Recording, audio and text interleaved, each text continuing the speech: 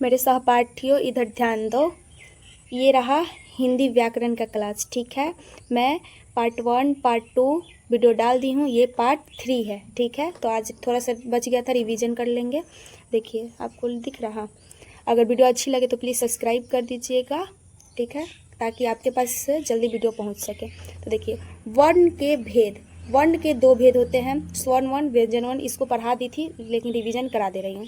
वर्ण के 2 भेद होते हैं, स्वर वर्ण व्यंजन वर्ण, ठीक है। अब स्वर्ण वर्ण किसे कहते हैं?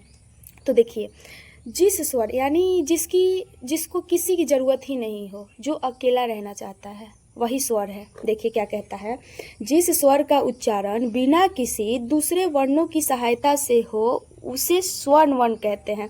यानी इसको किसी की ज़रूरत ही नहीं होती है, ये मतलब अपने आप में ही पूर्ण रहता है। जैसे में देखो अ, इसमें किसका ज़रूरत है? किसी का नहीं, ये तो खुद ये तो क खुद सहारा देता है क को, ठीक है। इसकी किसी को ज़रूरत नहीं होती है, तो वही है स्वर्ण वर्ण। इनकी संख्या जो होती है 11 होती है, ठीक है। स्वर्ण वर्ण की संख्या कितनी होती है? 11 होती है।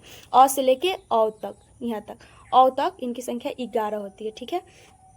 यानी एक शब्द में बोला जाए जिसको किसी की ज़रूरत ही ना हो, वही है स्वर, ठीक है।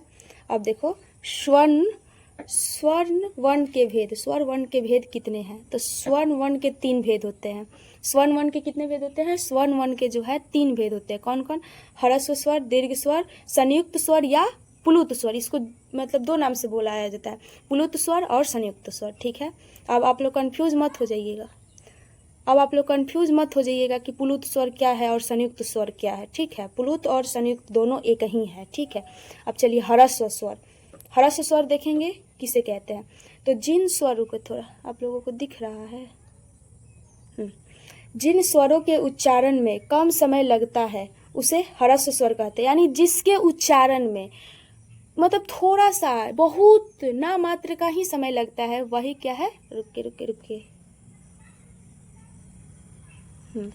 वही क्या है? ह्रस्व स्वर है। यानी जिसके उच्चारण में कम समय लगता है उससे ही क्या कहते हैं? ह्रस्व स्वर कहते हैं। जिसके उच्चारण में अधिक समय लगता है उसे क्या कहते हैं? दीर्घ स्वर कहते हैं। और जिसके उच्चारण में ह्रस्व और दीर्घ से भी ज़्यादा समय लगता है उसे ही प्लुत स्वर या संयुक्त स्वर कहते हैं, ठीक है।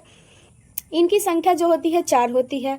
अ, छोटी ई, छोटा उरी, ई इसको उच्चारण करके आप देख सकते हो। देखो अ, टाइम लगा नहीं, बट आ लग रहा है समय, और संयुक्त में आ जाएगा ए, ज़्यादा समय लग रहा है। तो यही है, ठीक है। अगर वीडियो अच्छी लगे तो प्लीज़ लाइक सब्सक्राइब जरूर कीजिएगा, ठीक है, ताकि आपके पास जल्दी वीडियो पहुंच सके। ये रहा हिंदी व्याकरण, ये पार्ट 3 है, पार्ट 4 मैं अगले वीडियो में डाल दूँगी, ठीक है। ये 1 चैप्टर शुरू हुआ है, ये कंप्लीट हो जाएगा तब दूसरा चैप्टर शुरू करूँगी, ओके।